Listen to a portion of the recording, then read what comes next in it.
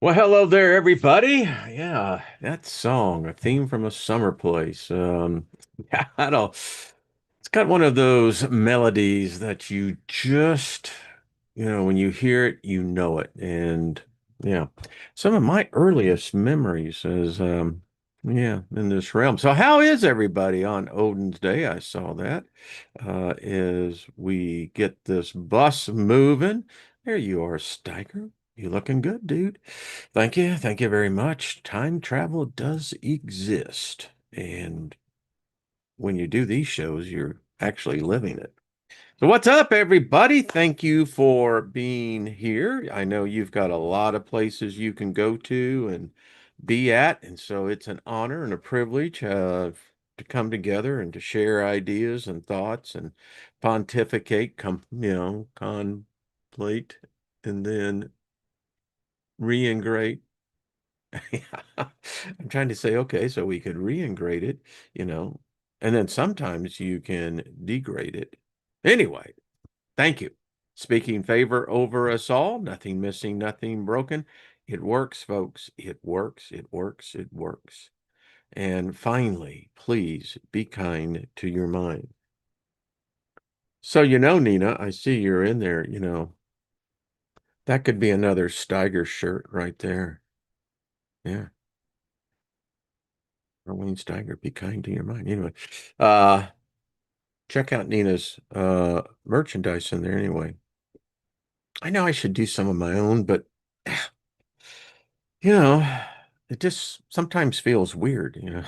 It's all right if other people do it. Isn't that the way it always is? And of course, the shirt today, this is Fortuna's shirt.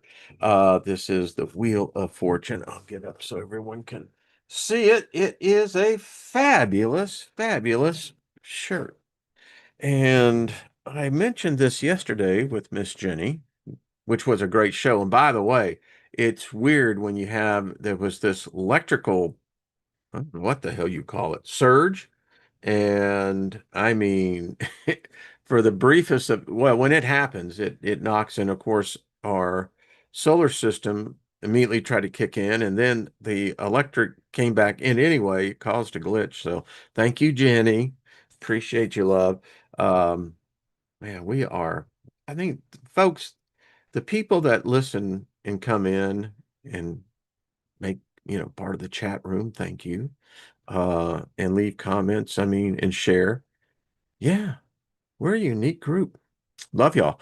So I mentioned I got this, and I got to tell you, I don't know if there's any more of these, but this was bought on Etsy, and I thought it was really cool. I don't know if I can get it in there without the reflection, but let me see. Maybe I can. Oh, yeah. Let me take this out. So there you go. Isn't that cool? So anyway, yeah. So there you go. Lots of people have sang songs about her, you know, for a long time. And there was a time in not so distant past where to make a comment like that would be an automatic torture session. And if they decided to go ahead and just kill you, they would. Yeah. We're going to talk about reality today. But first, hello, everybody in the chat room. I see. Let me just go in and just say hello. Goddess Original, how are you? Good to see you. Brian, much love to you, brother. I think I saw Dave Sullivan in there and JP. Good to see the Rhythm and Blues. There you go. And you know what, Brian? Humor, sign of high intelligence. Yeah, it's true. I knew I had a chance to meet Milton Berle, and yeah, yeah, there's a story behind there for another time. Stephen, what's up? Good day to you, good sir.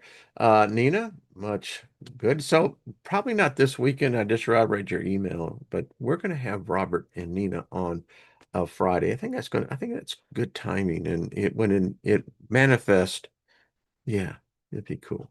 Let's see. Felix, how are you doing? Rick, what's up, brother? Good to see you. Jet, hello. Stephanie Marie, grand afternoon to you, my darling.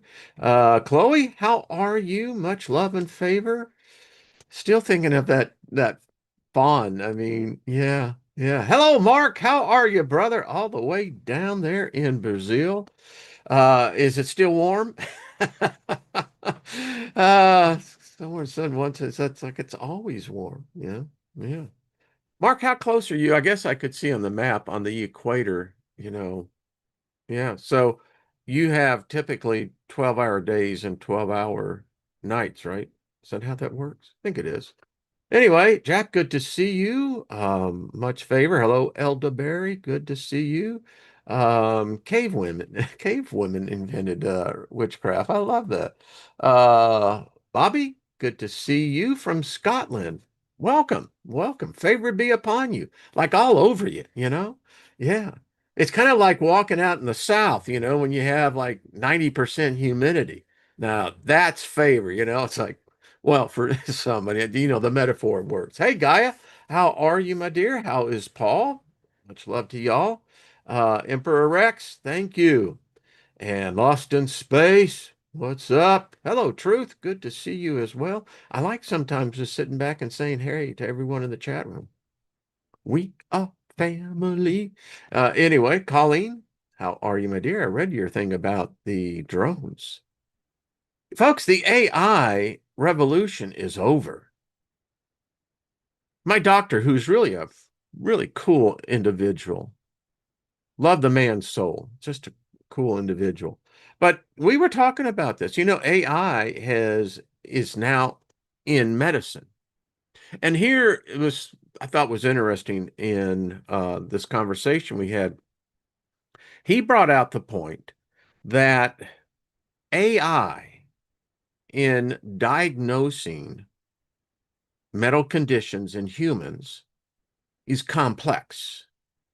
Our knowledge up until, I would say, in the last 20 years was still the equivalency of rubbing two sticks together and trying to make fire. Now that the AI revolution is over with, and as it begins to do what revolutions do, you assimilate. And that's what, you know, Alexander the Great, that's what he did. The reason why he was able to conquer everything that was in his path was that his attitude was like, no, no, no, no, no, no, we don't want to wipe all of you out. That's useless. It's your country, you're productive. We're just going to make you part of us. And by the way, you can keep your religion. You know, you can keep all that. That's fine. We'll just incorporate it into the bigger picture. And, you know, so AI is now doing that. And his point was this. He says, you know, I can get lab results back, test results, and my education and training tells me what, you know, to look for. But he said, everyone's human. Where if you have an algorithm, an AI, it can look and see something else that, you know, the human may have missed, and it happens.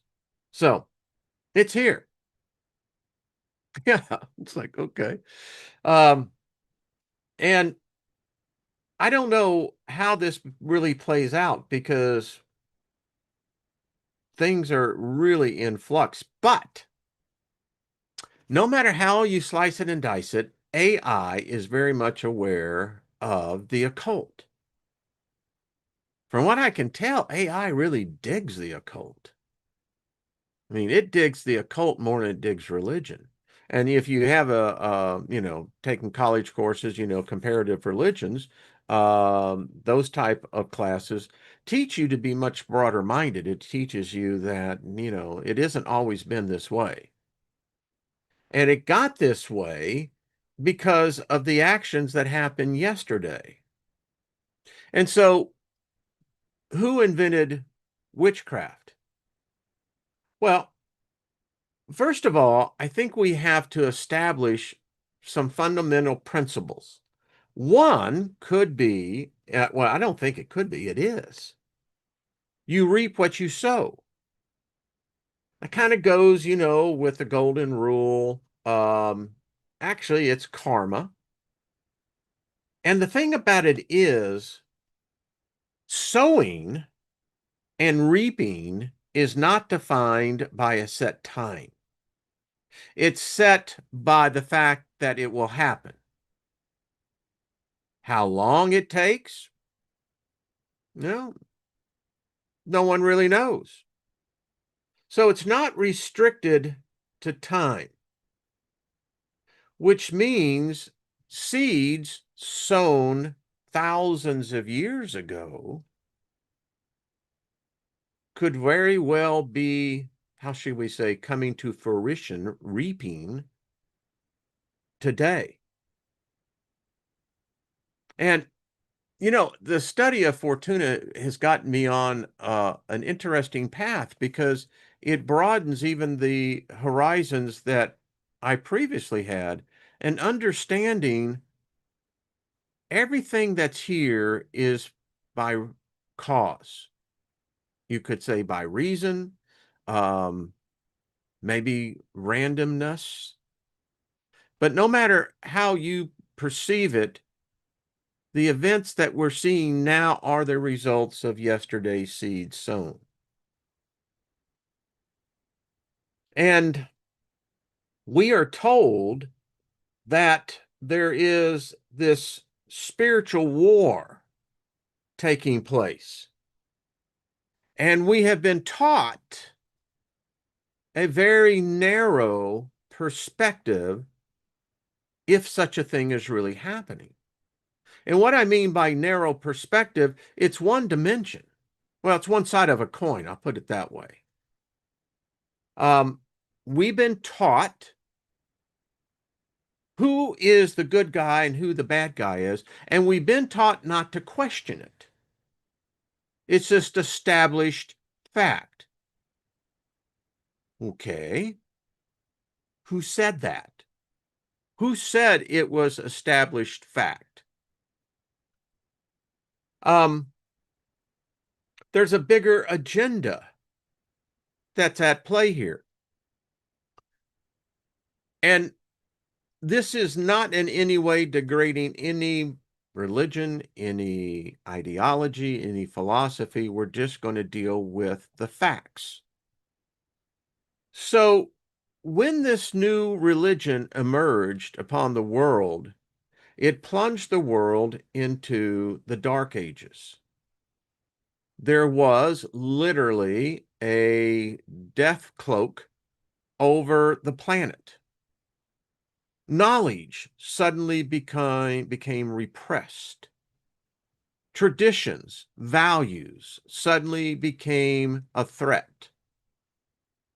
And as this cancer grew, it had to, how shall we say, implement drastic measures because this war really is about the divine feminine. When the patriarchal masculinity of the monotheistic belief came in, it had a lot of competition. And the competition was thousands of years established. And what we're seeing today, one could take the position, the perspective, is that, well, really, there's this organized religion that's really reaping what it sowed.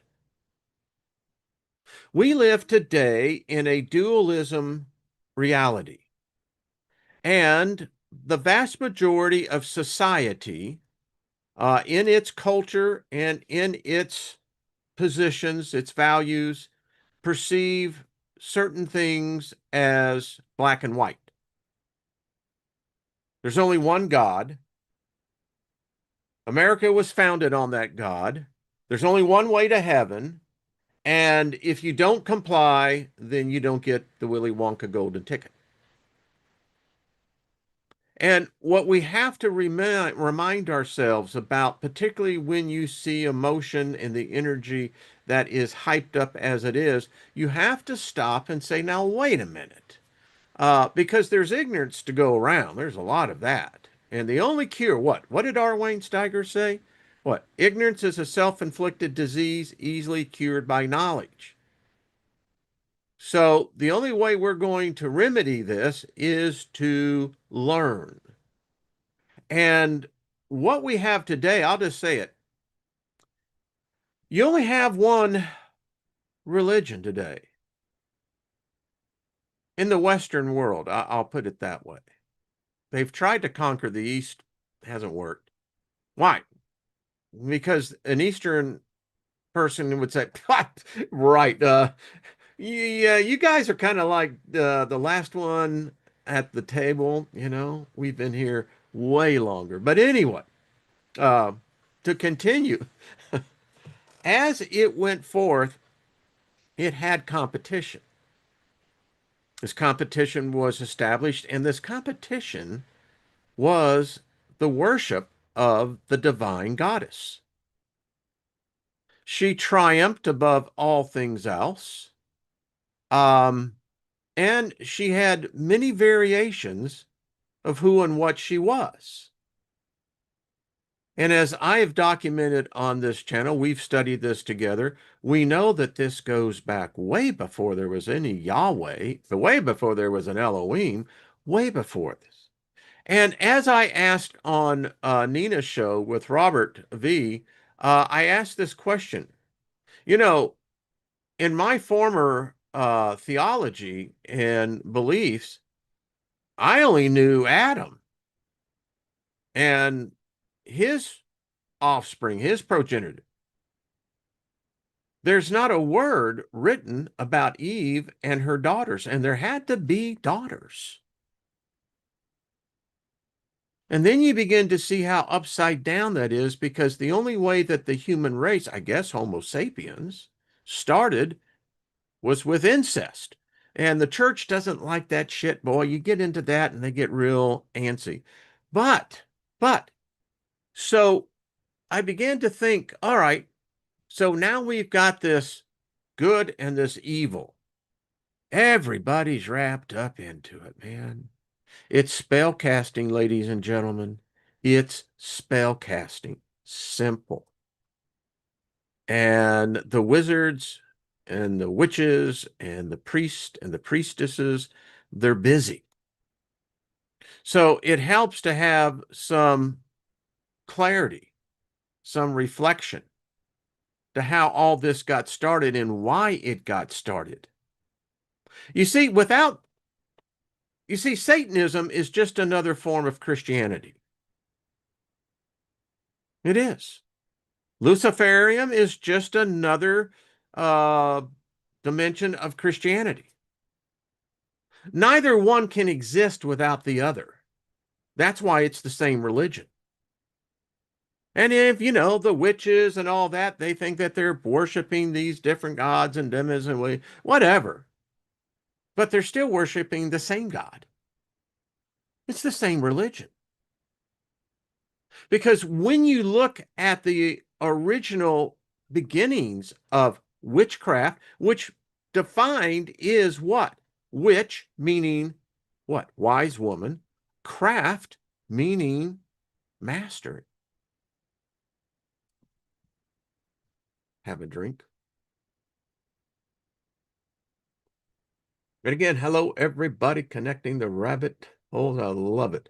So I put this little presentation together because if we can get perspective on how things begin, how it was sown, well, we can certainly begin to look at this and say, well, there could be a whole different perspective. So who invented witchcraft? I guess you could look at it maybe in a different point. Paganism is not witchcraft. Paganism is nothing more than common sense beliefs. That's all it is.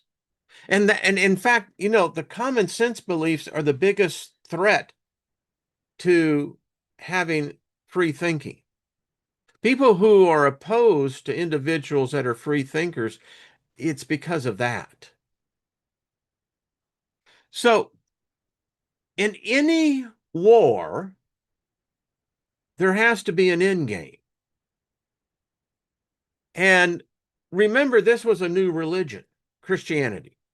It consolidated itself within a governmental cocoon, but what it was really metamorphosing into was something that was stronger than a government, a belief. Again, people don't need evidence in what they're believing. They just need faith in what they're believing in.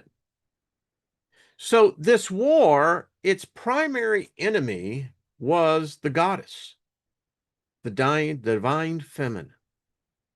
Because you see, it's coming in with the polarization of just the opposite. It was the removal of any reference to divinity of the female form or the female spirit. And so you have these dudes, which today they would be perverts. I'm just telling you. Um, but so they're conspiring, how do we get this thing to spread, You got to figure it out, Well, the first thing you have to do, you have to recognize who your competition is, right? Well, once you identify your competition, then you have to build a strategy as to how to overcome that opposition. In this case, the number one priority was to completely rid the consciousness of anything of the goddess, anything to deal with the divine feminine. And how would you do that? Well, you're going to invent something that you can begin to label someone. Today, it's you hear racist and all these other things going, and a wise person sits back and goes, well, if you're hurling the threat, it means it takes one to know one, right? The common sense. So it was the Catholic Church, Christianity, that invented witchcraft. Now, I know that that goes completely 180 out of all the theology, but hear me out. It was the church. Because once the church succeeded in removing the goddess, the divine feminine, by replacing it with fear, how this was accomplished was by fear. And these people, they knew how to invoke fear. And so today, our consciousness, our reality is framed by what is perceived to be witchcraft, evil, conjuring with the dead, using symbols, incantations. But everything I just said came from the church. It's the exact same thing. No difference. Just the image. Because the reality is, a witch never did exist. There were wise women. Oh, yeah. And if you were going to label them something, I guess, goddess may be it, priestess. I mean, I could think of another, but I guess witch could be. And essentially, what it was a title of honor. But again, remember, this is a war. This is a strategy to remove. It's like the story of Moses. Whether there was a Moses, whether there was a Magi, who knows? Because Cecil B. DeMille did a great job with Charleston Heston in showing you how that history was. And of course, there is no mention of any Magi, Moses. Anyway, so the whole idea of the witch has been created by the church. Yeah. You look at what a nun in the attire is. Dig a little deeper into that one. So why? Well, the simple fact is it was to force the submission and servitude of the divine feminine. And when we use force in this context, we do mean force. What we're really saying is torture. Now, when you implement torture in a community, fear spreads really, really quick. And lots of people would have the bravado of saying, it wouldn't matter to me. I could take it. I'm more powerful. Nah, you ain't. Nah. You'd crumble like, 2 months stale bread. It just ain't going to happen. So everything that you and I perceive as witchcraft, the occult, the spirits are about me. I can tell you. Anyway. That has been purposely ingrained into our perception of reality. It brought in a new reality to humanity, dividing, separating good, close friends, spouses, offspring, putting fear. And with fear, you try to gain favor from the tormentor because maybe the tormentor won't torment you. And in order to gain that favor, you would do anything, even turning in your own children.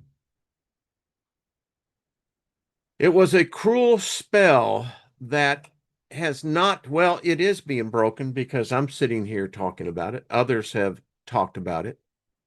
I just happen to be given it in my own vernacular. But yeah, everything, the whole occult, the whole religion, the rituals, the invocations. Because in the church, you invoke the spirit. Well, that's communing with the dead. And so you have to have the elements. And who is at fault for this? Women. Women. We have to break them. We have to eliminate from their consciousness of what position they once held in the world, in the heavens. There was no heaven, there was no hell, there was no need for it. That is an invention of the church. It doesn't exist, never has. Probably going to be the biggest surprise with many when you realize, oh crap. But this attack was insidious. It never let up. It only got worse, where women in their older age were graceful in that which they wore. That's what the cloak of a wise woman is.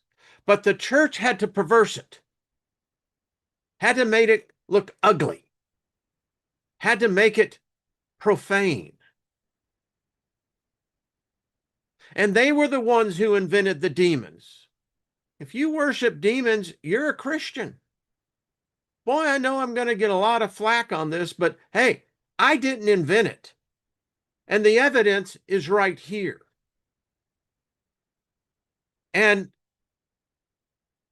the whole imagery we have today is again from the spell that was cast well over 1,000 years ago.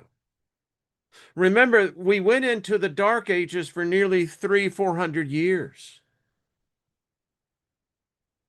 And just look at the United States, how the United States has morphed in 250 years next year.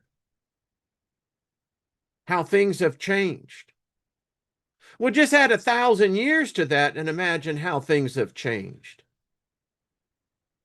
But when you use fear, intimidation, torture to get your ideology across to the masses, to the pagans, to the country folk,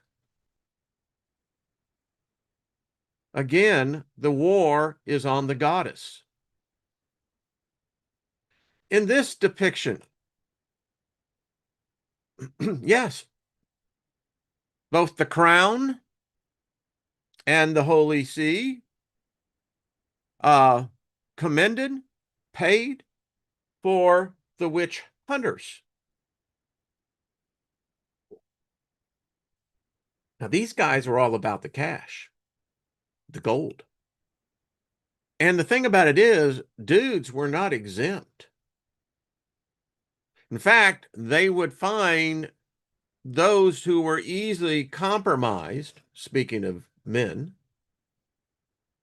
and those who would not bend, they would break. And it was easy to break a man.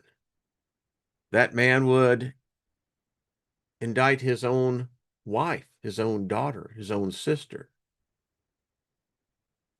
Because when you begin to bring in your own set of evil, devils, demons, witches, wizards, practitioners of the dark arts, well, then that would imply what? There's white arts? And wouldn't that simply then say, well, isn't it an art? But this is what spread. This was the cancer, the virus. And it spread all across Europe, all the way into the Americas. The campaign to break the natives and subjugate them to a belief system. Here is actually one of the acts themselves. 1711. Y'all there in England, ain't this some stuff? Your kings, they're back crap crazy. But let it be no doubt, the belief in witchcraft was well instituted. It was well ingrained into the consciousness of every human born. They had over 500, 600 years to perfect their craft. Longer than that. Probably 1,000 years, excuse me. And these were the best of the best of the spellcasters. Remember, they had to invent this god.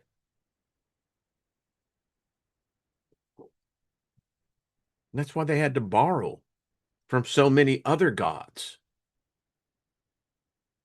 And once you make the proclamation to the peasants, to the common folk, that witches in fact do exist, if you have any type of bad fortune, bad luck, bad crops, you've got a witch problem. Someone is worshiping the devil. Now understand, the devil and Satan had different offices, but it was through this spell casting that they invented them and then they incorporated them. So now you can make money off this shit. But here's the problem. This was all the rape of the divine feminine, the goddess. Because rape was the number one tool the church used. Oh, torture was involved. But the thing about it was very yeah, it was different. It was designed with some really warped thinking individuals. And the thing about it is, it wasn't just the men folk. Apparently, you ladies, you got a little side of you that actually makes the men pale in comparison. But we'll get to that a little bit further down. So, The whole thing was that these witches left evidence. And of course, when you look at natural things of nature and then begin to assign it as a result of witchcraft, women practicing in league with the devil. And you know, Satan wasn't so much used, but it was the devil.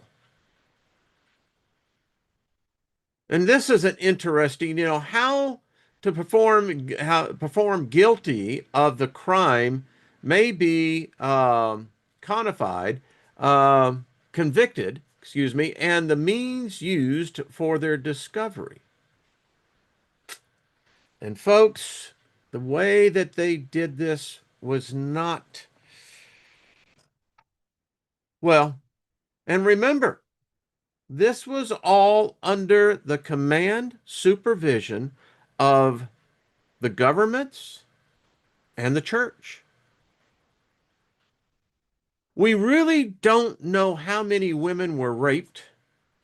We really don't know how many died as a result of their torture. Many confessed to crimes that they never had any idea. All they were women who observed nature. And if you can observe nature and already have the connection to the goddess, that divine feminine, then you know instinctively certain things.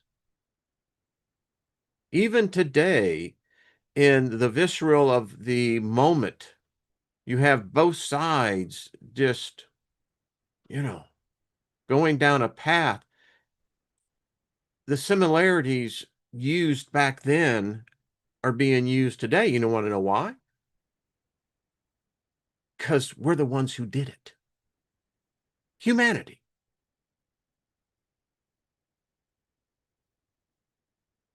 What they did to women was,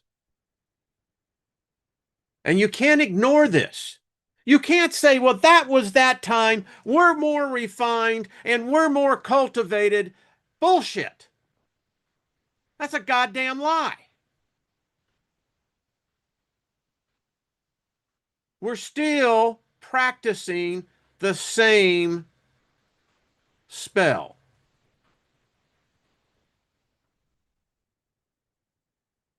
I mean, who in their right mind would do shit like this? It's the same mind today. Nothing's changed. But yet, even today, those who practice witchcraft still are shunned by society.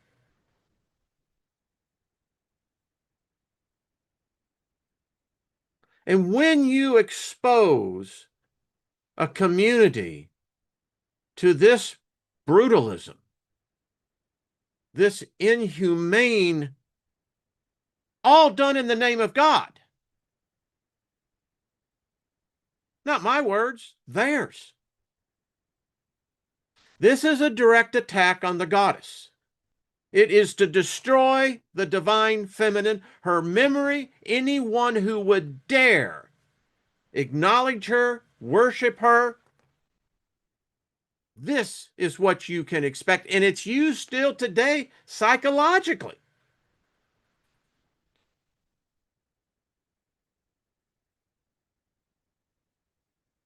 I mean, do you think rational, sane people would do this? Yeah.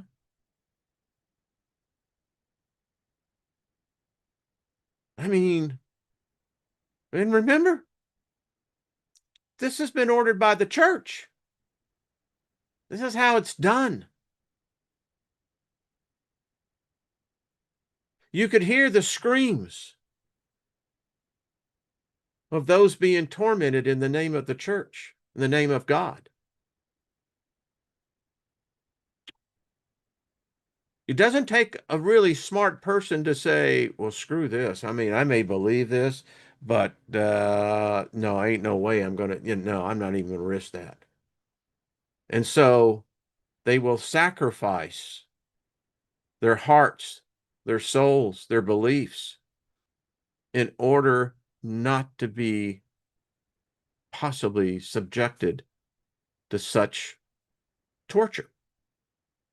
And this is the invention of witchcraft. Because here's what happens. It's human nature that some of us will rebel.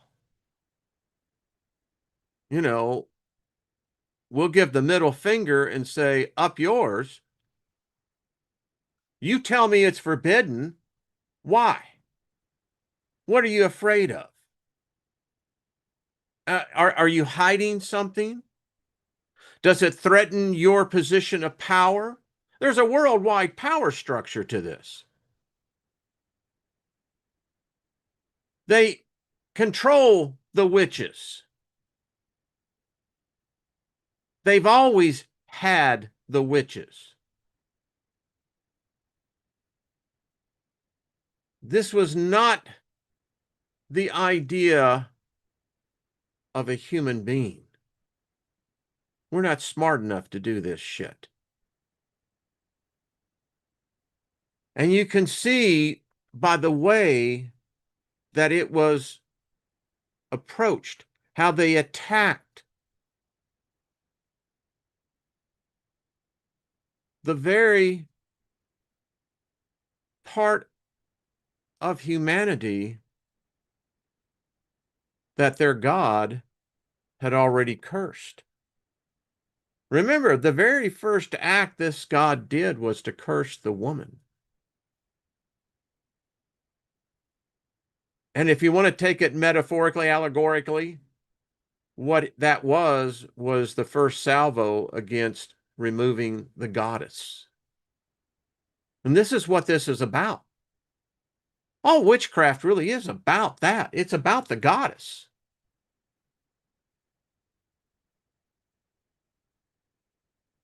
Think about what this does psychologically to a community. Again, you're witnessing this, and let's say you knew her. Y'all shared tea. She made the best sweet cakes. But because she had a knowledge of certain things of how nature works, and probably because she was a woman of her own morals who would not succumb to the sexual advances of the church leaders, those ordained by the crown, she was targeted, branded a witch. She was sexually tortured before her death. Death was probably a welcoming thing.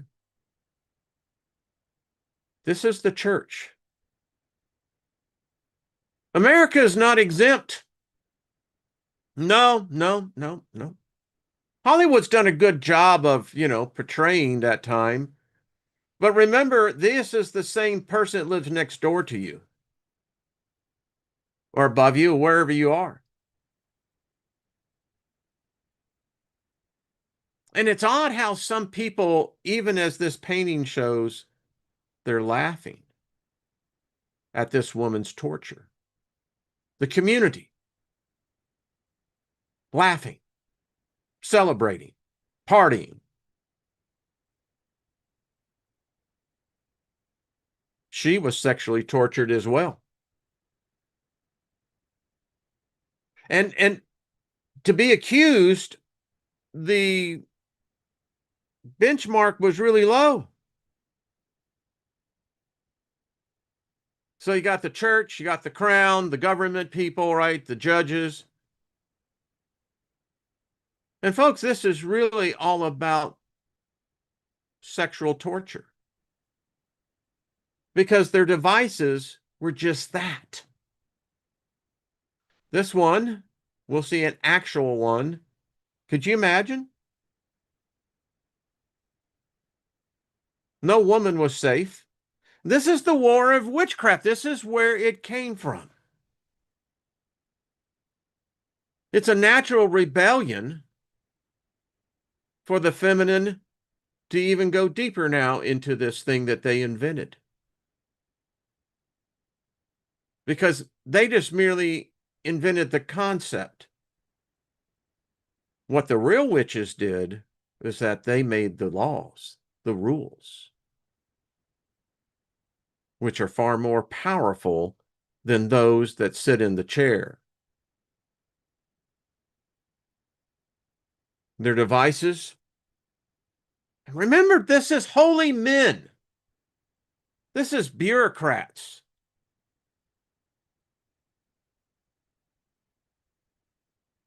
That's an actual torture. This is where you're going to get, well, you can see it for yourself.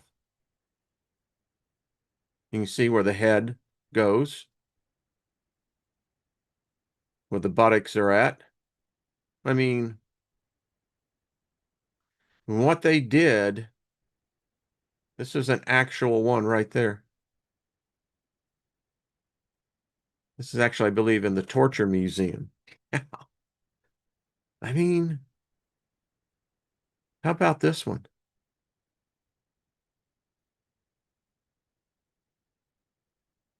If you were had the knowing that this is what awaited you, you'd convert.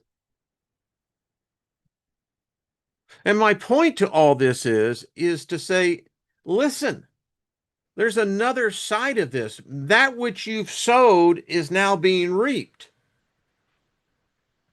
This is torture. This is how the religion grew, was fear. The God that was behind this, naturally someone would be afraid. Because this was your government officials. This was the church.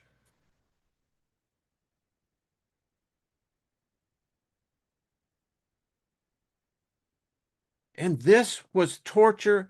Now they tortured dudes, but the prize was the women. I mean, what they did in these halls, these chambers were, now these are human beings, supposedly, all in the name of God. And you can't say, no, Wayne, that's a different day. No. This is the pair of um, anguish. Yeah. And you're right. This is inserted, and you can only imagine. I could not. So the church war was on the woman. They invented the witch. So it's odd. Again, I bring this out only for the fact that there's something else going on. And I haven't seen today the church today in any way repent, any way compensate families that they tortured for over 12, 1300 years. And you can't say, well, my hands are not dirty. No, you don't. Your hands are dirty. There's no clean hands here.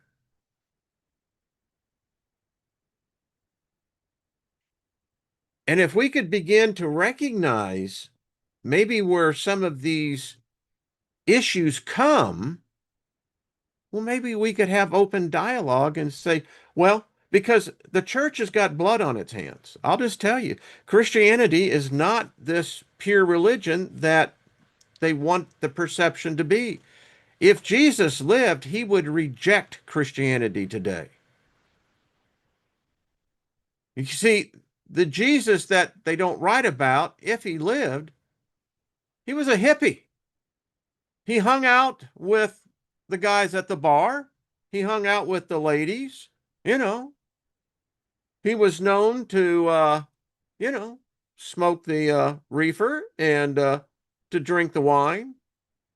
Yes, pot existed back then, but yeah. But what we have today, again, I think the chickens are coming home to roost. And I think there is a solution to this. One, I think there needs to be an apology by this religion within itself. It owes womanhood an apology. And then they need to begin to change how they look at the so-called hierarchy. It's the only way this is going to work. There has to be, number one, reconciliation. And the reconciliation has to begin with the perpetrator.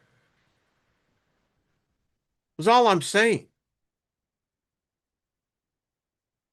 And so look how it's morphed today. I mean, it's gotten really bizarre. I'm just going to be candid with you, and it's cool. Humans, we're very creative. And there shouldn't be anything wrong with that. There should be satanic temples in any city that where if someone wants to say, well, I really like Lucifer, and I'd like to make a Luciferian church or temple, because it's all the same religion. You're playing for the same team. Now, when the divine goddess comes back, well, that's my team over there. I'll just tell you right now. Yeah, I've seen enough of what the masculine is by itself. It's unbalanced. Someone wrote me and said, it's people like you that are bringing the goddess back. She's existed in many tight circles, private societies, private rituals. Um, so we're just bringing it out more and more. I do find it interesting how there's more and more white papers on this very topic. More channels that I see that are beginning to look at this. And the thing it is, we have to get a different set of glasses to look at this. We can't look at through the same lens that we were taught, what we were raised with or not raised with. But it's still shadowed by the perception. We've got to move the divine goddess and the feminine out of the role of sexuality and into the role of divinity. And that's the church is responsible for pornography. It's the church that put it out there. And then they wanted to make it that, well, now it's forbidden fruit. And immediately that is an attack, again, on the goddess. And so, as far as society is concerned, we're going to have to do a complete about face. The woman is not about her sexuality. It's a part of it. And I can only speak from what I am not a woman. I didn't come into this realm as that. But as that part of the masculine within me, I instinctively have this reverence for the goddess. And as I look back in my life, I think that I always have. I guess I was, struggling with this one male aspect of it. Because here's the balance. If you want to talk about, let's rewrite this, right? So the Jesus story would have been he'd have had a sister that was co-equal to him. And through the combined efforts of them both, they could speak in one voice and thus be speaking to the whole of humanity. I can dig that message. Oh yeah, that's a message that you can go, okay, I want to hear a little bit more. So let me know what you think. I know some of these things, sound controversial, but they're really not. We have to deal with this reality. In fact, I also have, me, I always want to bring out academic papers.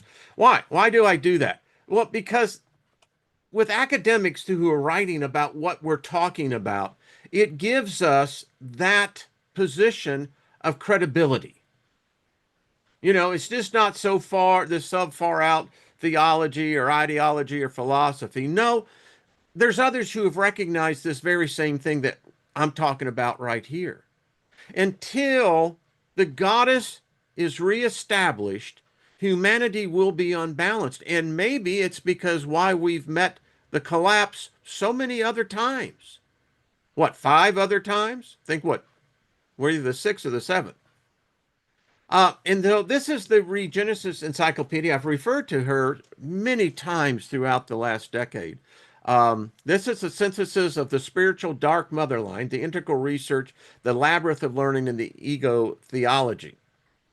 And so, ego theology is rooted in the life affirming principles and values in which the whole of nature is divine and immanent. It gets into the fact that our beginnings go back nearly 3 million years.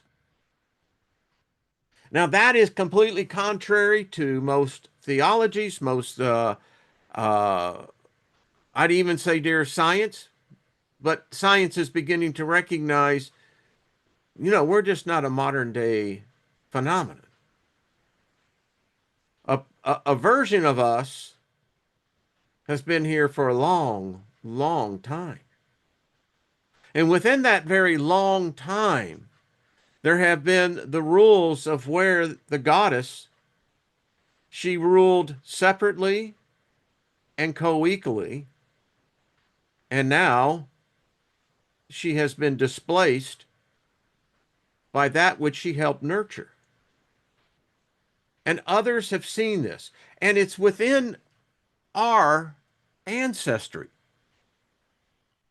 I mean, there's not people that just like me that suddenly woke up and said, "Hell, well, yeah, I got this thing." So anyway, we're going to refer to this as well. I wanted to bring this in. This is an interesting article, paper. As you can see, Jones Mertz, which she writes, "I am a witch in the Holy Spirit." Now, this is a cool idea. I mean, I come from that side of the equation.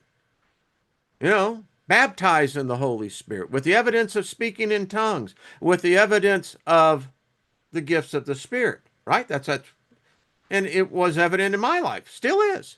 Sambarita la orete avaranisi. There is that, there is a tongue that is known. So she says, I'm a witch in the Holy Spirit, the rapture and continuity of witchcraft beliefs in the African Christianity. And it's so interesting because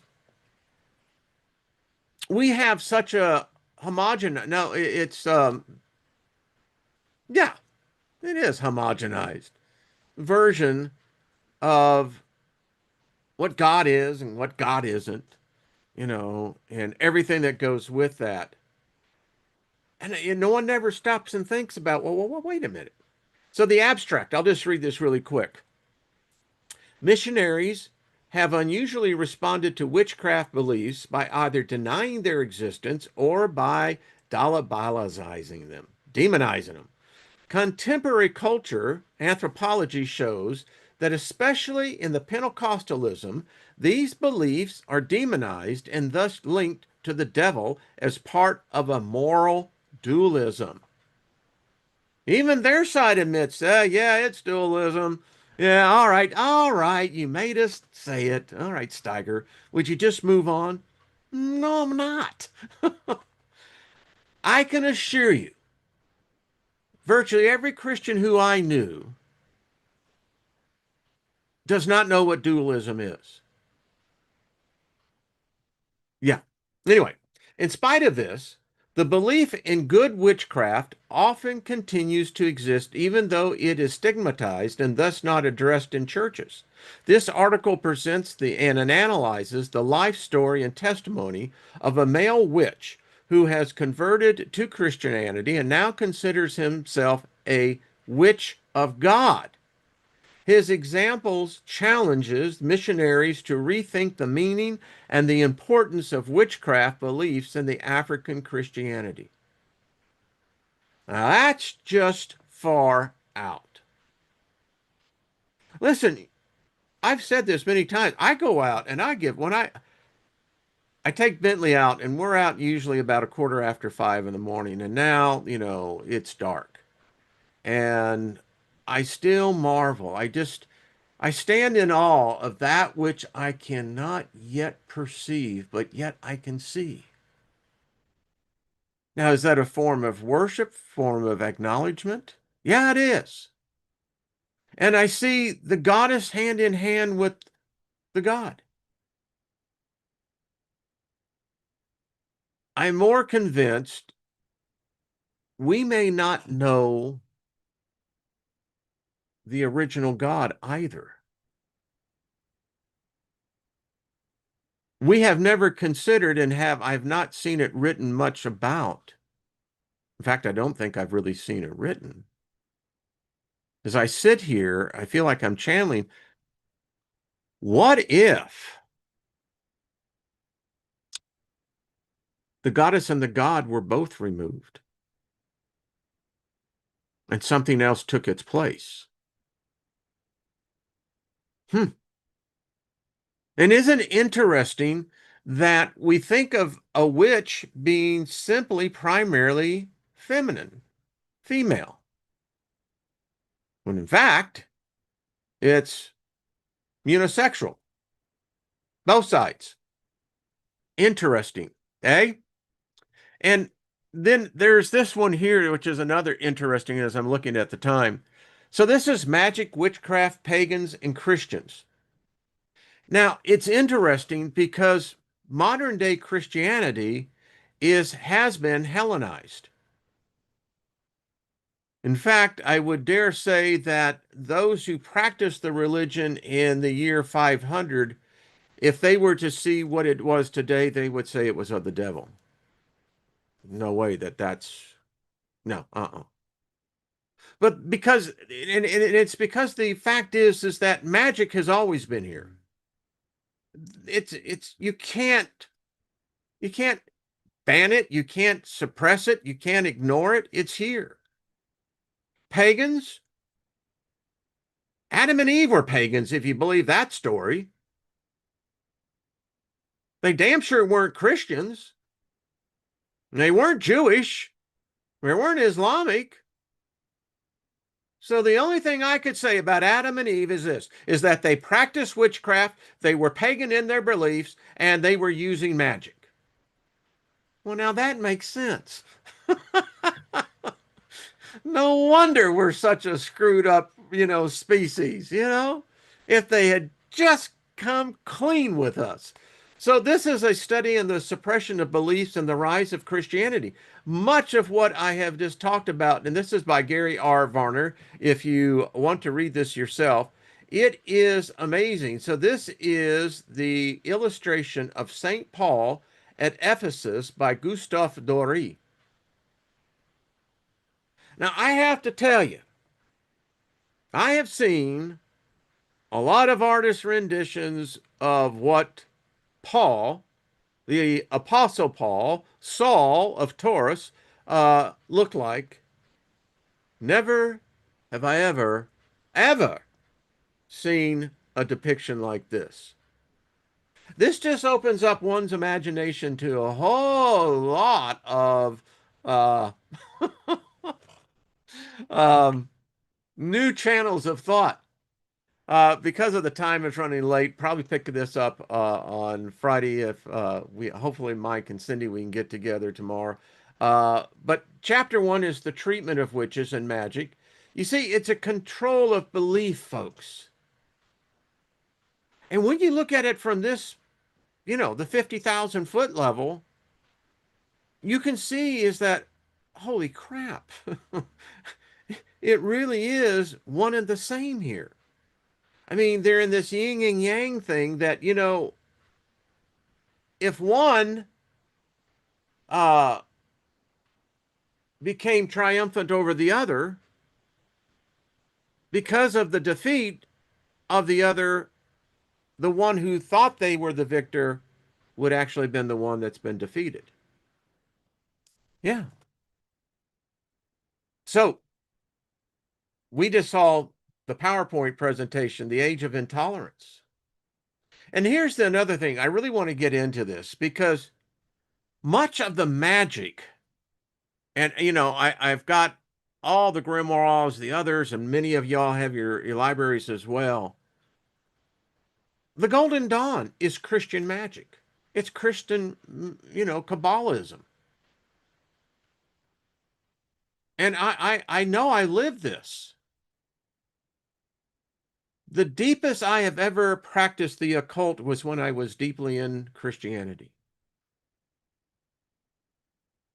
Having prayer sessions where speaking in tongue, interpretations, prophecies, seeing forth miracles, the heavens opening up, and beings of a not of an earthly nature manifesting. I mean, yeah. If that ain't magic, I don't know what is. The use of charms and incantations and curses. You always open a service with an invocation of the Holy Spirit. May God's presence be here, right? You have crosses, charms, and as a Christian, I knew how to curse. Oh, yeah. You know, Jesus the magician. You're going to love it. Prayer as magic, that's what it is. I used to pray to God because, I believed as a tither that gave me special privilege according to the book of Malachi and according to Hebrews, book of Hebrews specifically, 13:5. But yeah, and that's exactly what I was doing. So the rise of Christianity and Paul, there's a lot of controversy about Paul. I mean, it really is the Pauline epistles. It's the Pauline religion. Even Jefferson said it. There's two different gospels in the New Testament. You got the four books that, supposedly the other guys of Jesus. Then you got Paul and his religion. So which one won? I'll tell you which one won. It was the one of the occult. Yeah. So the witchcraft laws, etc. Again, I'm looking at the time. So there we go. And then we get into Arida, uh, Ardia, and the gospel of witches. This is going to be another fun one. And why not? Why wouldn't there be a gospel of witches, right? I mean, she's here. She existed. They've tried to erase her and they failed at that. And now, as we spread this message and as it begins to spread, it's the goddess of peace here. She is not the goddess of war. Now, she can be, well, I'll just put it this way. I wouldn't mess with her. But the fact that we're elevating her back to the position of where she should have been all along. Yeah, because remember, around the throne room of this current guy, she's not there. She's not there. I got the zombies in my head. All right, folks, I'll stop right there. I love this topic. I love the implications of it. I love the possibility of a different tomorrow. A much greater tolerance of humanity. And I think that we're an active part of that.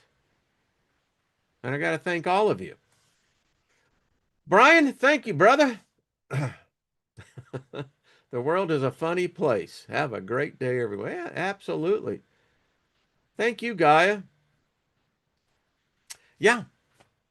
So I don't know everybody's got their own beliefs, but it helps for me to begin to balance this thing out because, you can really get caught up on this good guy, bad guy thing out there. And, I refuse to be limited to just to two choices. No way. Not going to do it.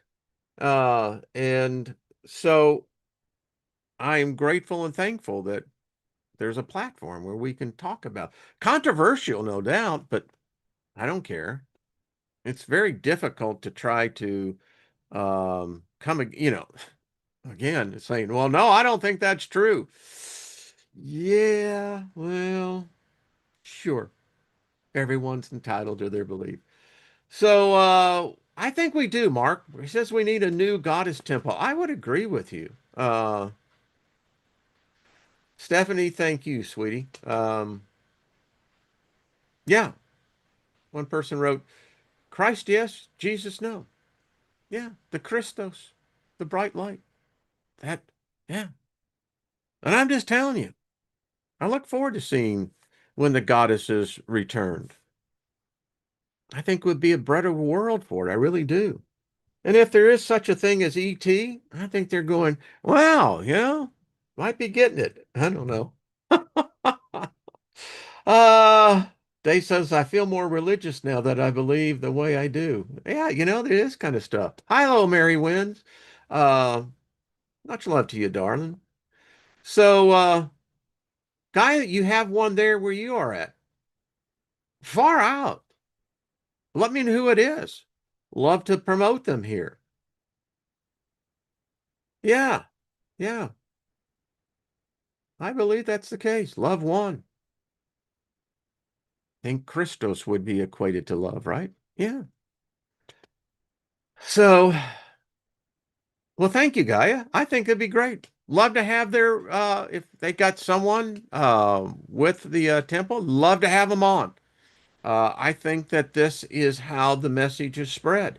And if there's one, maybe we can start planning others. Yeah. That's the only way it's going to happen. People driving down the street and say, the goddess temple. Harold, did you know that there was a goddess? Never heard of that. Well, what is, and that's the curiosity factor. Yeah. So all right, everybody. We appreciate everybody. So, all right, folks. So Gaia, let me know. I think that would just be far out. All right, everybody, have yourselves a fabulous day. See y'all tomorrow, hopefully with Mike and Cindy, and we shall carry on. I love this stuff, and we're going to continue on this. Yeah. By the way, if you've got the goddess favor, been reading more and more on Goddess Fortuna, and let me tell you, we're kind of again Johnny come lately to the table. I understand how she survived this dark age period. And you've got to respect any god that survived this nearly 1700 years. It's remarkable. And that's what I look at the longevity of a goddess and a god. I mean, did their followers just disappear, die off? No. They could surveil the battlefield, right?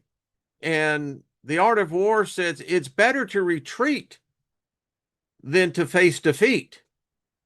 Live to fight another day. And yeah. So just think about that.